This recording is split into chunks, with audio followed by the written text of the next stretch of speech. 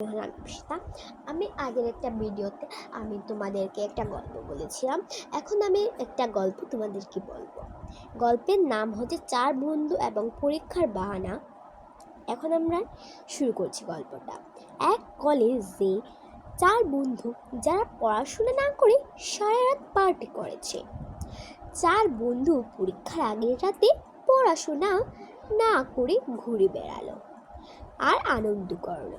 পরের দিন সকালে তারা দেখলো পরীক্ষার কিছু প্রস্তুতি নেই। তারা একটা বুদ্ধি কাটালো। নিজেদের জামা কাপড় ইচ্ছাকৃতভাবে কাদা আর মোবিল মাখল।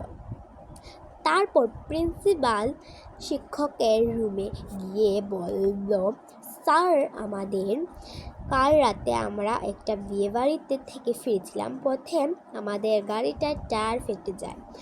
আমরা সারা রাত গাড়ি ঠেলে এনেছি। আমাদের অবস্থা খুব খারাপ। দয়া করে আমাদের পরীক্ষাটা আজ নেবেন না। শিক্ষক তখন তাদের অবস্থা দেখে দয়া পরশা হলেন। তিনি বললেন, ঠিক আছে, তোমরা 3 দিন পর এসে স্পেশাল পরীক্ষা দিও। চার বন্ধু মহা খুশি আর 3 দিন মন দিয়ে পড়াশোনা করল। পরীক্ষার দিন শিক্ষক তাদের 4টি আলাদা আলাদা রুমে বসালেন। প্রশ্নপত্র হাতে পেয়ে চার বন্ধু চোখ নাড়াবর।